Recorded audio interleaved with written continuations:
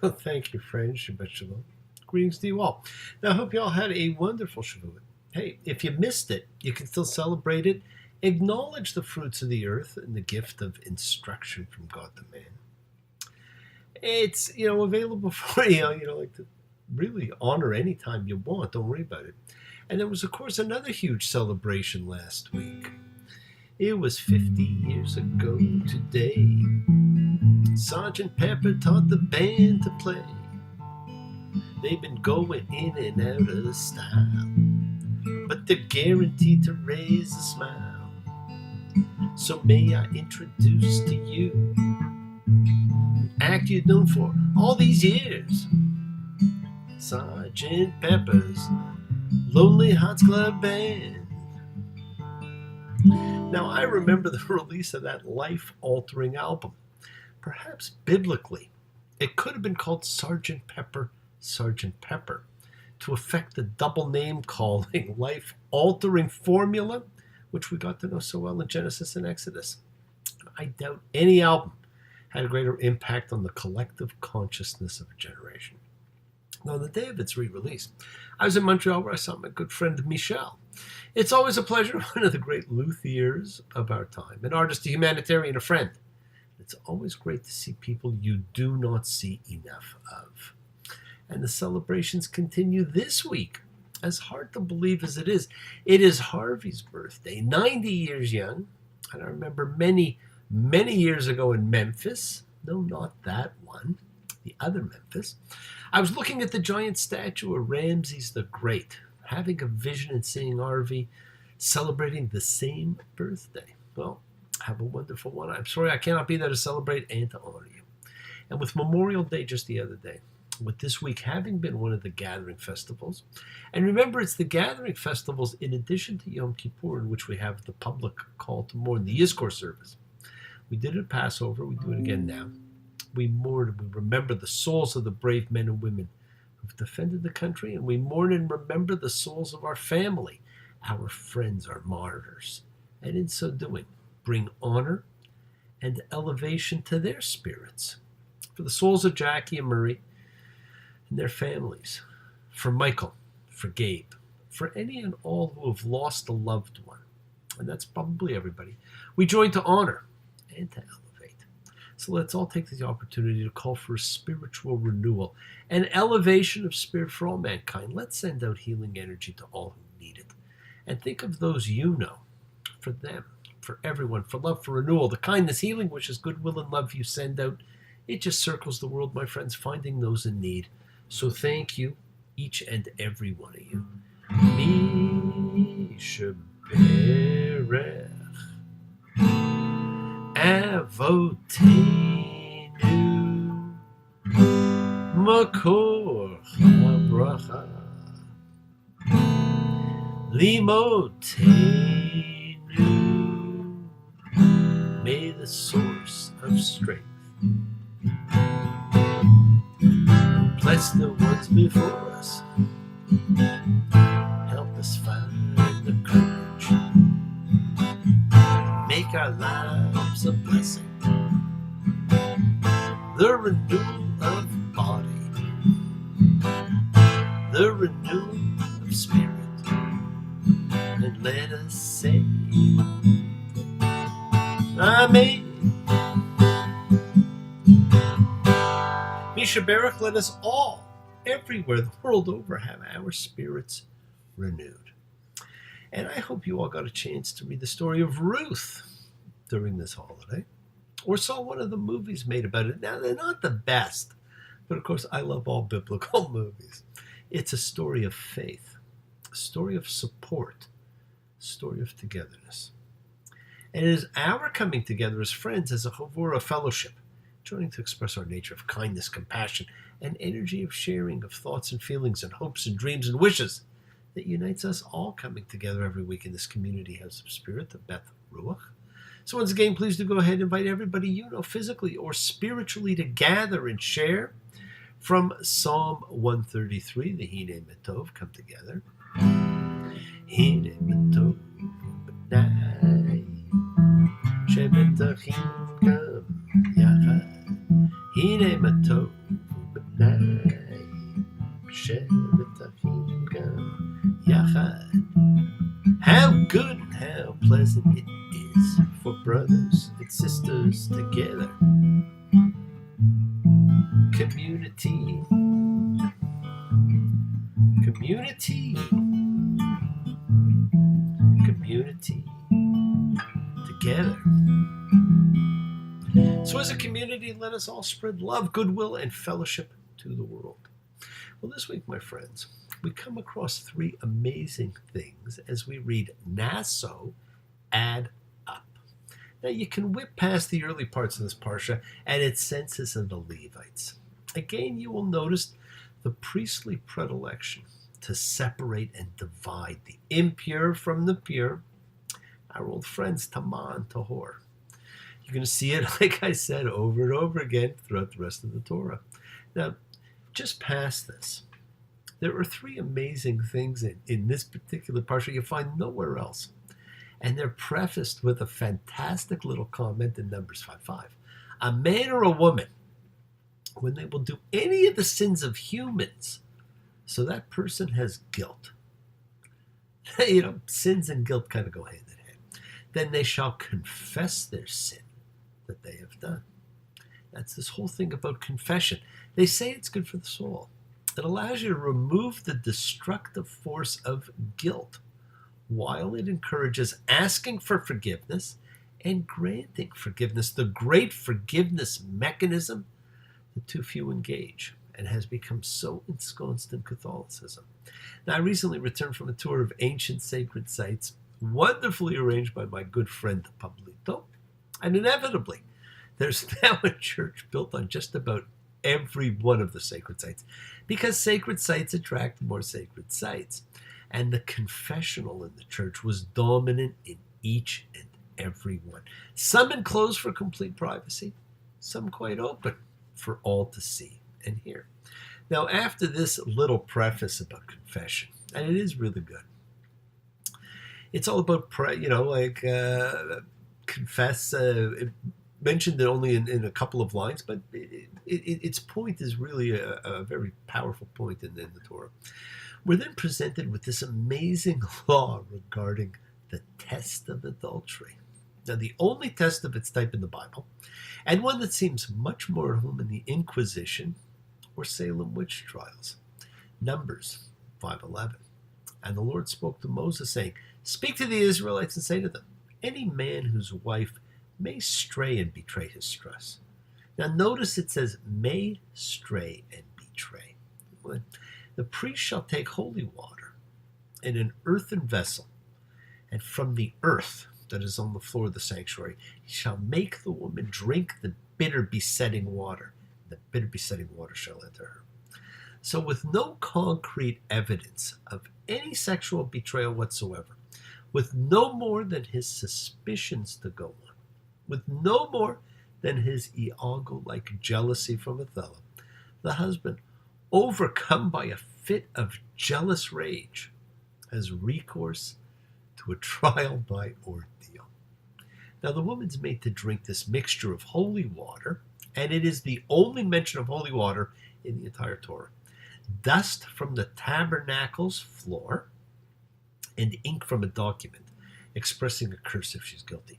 Now, the rabbis of the Talmudic area, we're just extremely unclear about the actual procedure because it required dust from the tabernacle floor, and the tabernacle was only in the first temple, not in the second. So this ritual could not have been performed for at least 1,000 years. Now, as I said, this fascinating ritual is the only clear-cut instance of trial by ordeal in the Bible. And it fascinated our sages so much that it became the basis for an entire tractate on the Talmud, Sota, the straying woman. Now, a woman must submit to this ordeal on a mere suspicion of her husband, and the question of the man suspected of adultery is not even raised in the legal system. Now, this kind of inequality of treatment has contributed to the belief that early Judaism, nay, Judaism period, was and is a very male-oriented religion. Now, the ritual, for all its cruelty, however, does not prescribe a death penalty for the adulterers, whereas in Genesis 38, Judah's judgment of Tamar presupposes the death penalty for such an act. The punishment here is public shaming and possibly divorce without restitution of her bride price. We don't know. But it's fascinating to see what this is about, and that it's such a one-sided thing. Now, the next fascinating episode is that of the Nazirite vow. That you'll find in Numbers 6:1. And the Lord spoke to Moses, saying, "Speak to the Israelites and say to them, man or woman, should anyone act exceptionally to make a Nazirite vow?" A Nazirite vow. What is it? Well, for all the days of his Naziritehood, of anything made from the grapevine, from seeds to skin, he shall not eat or drink. All the days of his Nazirite vow, no razor shall pass over his head, no haircut. All the days of his setting apart for the Lord shall not come to a dead person. Okay, well, that's not so bad, is it? It's a 3-part pledge. No drinking, no haircut, no exposure to the dead. Well, 2 of the 3 are not readily apparent, so you could not necessarily tell if someone had made the Nazirite vow. So the sign of the Nazirite was long, flowing hair. Give me a head with hair, long, beautiful hair, shining, gleaming, streaming, flaxen, waxen. Give me down to there hair, shoulder length or longer. The sign of the Nazirite, long, flowing hair. You see, the clergy in Israel is not open to most Israelites to choose, but only to members of the tribe of Levi by heredity, and then only to males, and the priesthood comes to be limited only to a certain family within Levi, the family of Aaron, and the high priesthood is limited to a son of the preceding high priest. Now, there's not a lot of room to join, hence the Nazirite, a vow of devotion open to male and female alike. Now, that in itself was astounding, that it be fully open to women, allowing a bypass to the Levite rules of priesthood and containing in its ranks 3 of the most well-known, heroic, special members of the fraternity: Samuel the prophet, Samson, and Yeshua ben Miriam. And what a trio! Samuel, well, he was a judge and prophet and priest who conducted sacrifices that no priest or king ever had done or has done since. Samson, the Hercules of Judaism, of incredible strength. He could kill a lion with his bare hands, but he couldn't cut his hair. But he fell to the charms of Delilah. She cut his hair. He was in prison, but he regained faith, saved his people. And then, of course, there's Jesus, the Nazirite, because of the oath, not because of geography. I've always believed it was a misinterpretation of the translation, that it was Jesus the Nazirite, not Jesus from Nazareth. And has any one individual had a greater effect than he? There must be over 50,000 screaming love and more for you, and every one of 50,000 would do whatever you ask him to. Keep them yelling their devotion, but add a touch of hate and Rome. You will rise to a greater power. We will win ourselves a home. Remember that from Jesus Christ Superstar? He was going to get the power and the glory. And what power and glory he got. Now, the last of the three is what has become known as the priestly blessing. And that can be found in Numbers 6:22. And the Lord spoke to Moses, saying, speak to Aaron and to his sons, saying, thus shall you bless the Israelites. Say to them, may the Lord bless you and guard you. May the Lord light up his face to you and grant grace to you. May the Lord lift up his face to you and give you peace. Now, this cadenced threefold blessing came to play a central liturgical role for both Jews and Christians, and probably began to serve that function even in the biblical period. And notice the language, my friends, in Numbers 6:24, you. The language of the priestly benediction, like the Decalogue, is formulated in the second person singular. Now, although the priests are instructed to bless the entire people with it, and although it historically has been pronounced as a congregational blessing, it's both a personal and a communal wish. In 3 brief lines, the priests, with each individual divine blessing, protection, favor, grace, attention, and peace for each individual. Now, it's probably the oldest continual blessing in Judaism, and one that as a rabbi and a Kohen, I take great pride in bestowing on every couple that I marry. Yes, the world is sacred. So is everything in it. Express your gratitude, light a candle, make a wish. Celebrate your life and the lives of those you love. Share your feelings with them. Live free, be free. Honor your freedom. Be well, be happy, be blessed. Share and honor the light, all who live in the light. Continue to shine. Continue to send everybody you know goodwill and love. Pray for peace and freedom for everyone, and end to terror and hatred. Remember, friends, we are a community. We learn together. We celebrate each other. We love each other. We share this ride together, men and women equally. Let us send out love, not fear. Send out peace, harmony, good healing to all who need it. And please do. Learn to forgive. Learn to love. Open your hearts and honor the relationships of your life. To those you love, that you love them. Take advantage of the time you have. Enjoy the journey. We take the twists and turns and the patterns that weave through the fabric of our lives in our effort to grow, to learn to be to love. So please do love. Now bless you all. Have a fantastic week, a week of love and light, a week of peace. Keep working on manifesting your years of freedom, your new lives, with all of your new opportunities. Now remember, we set in motion all that happens in our lives. Our intention, our cause, our effect, everything is linked. As I've said, you always have time to forgive and to be forgiven. You have that knowledge of what is good and bad, so acknowledge what you have done wrong to yourself, to God, and to any person you've wronged. And then ask forgiveness. And do so with sincerity, with accountability, with vulnerability. Forgive those who you've hurt. As you learn to be forgiving and be compassionate, do not stop your journey. Do not stop moving towards your promised land. Keep on dreaming. Keep on being, keep sharing, keep shining, keep teaching. Keep spreading joy and goodwill. Do not follow fear. Follow love. It's always there in front of you. And remember to have faith, an unwavering principle, adherence to principle. Just as I have faith in the principle of love and in all of you.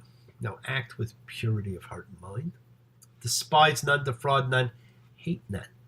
Cherish all. Honor every child of God, every creature of the earth. May all peoples know peace in this year. And may you nurture kindness and love everywhere. Work to be present in the body. Expand the heart. Quiet the mind. Because the deepest source of real power lies in the consciousness and the ability to be present, mindful, in all circumstances, my friends. So make the most out of your time in this life. Recognize your ability to be a contagion of holiness, to touch and transform the lives around you. You are forever blessed, and you have the ability to bring blessings to absolutely everybody that you meet. May the Lord protect and defend you. May the Lord preserve you from pain. Favor them, O Lord, with happiness and peace. Oh, hear our Sabbath prayer. Amen. See, the essence of the priestly benediction can be found anywhere and everywhere. Enjoy life and spread the blessings of God. Embrace love, not fear, forgiveness, not anger.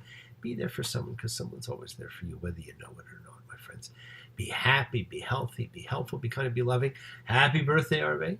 Until next time, Shabbat Shalom and blessings to you all. Take care. Bye.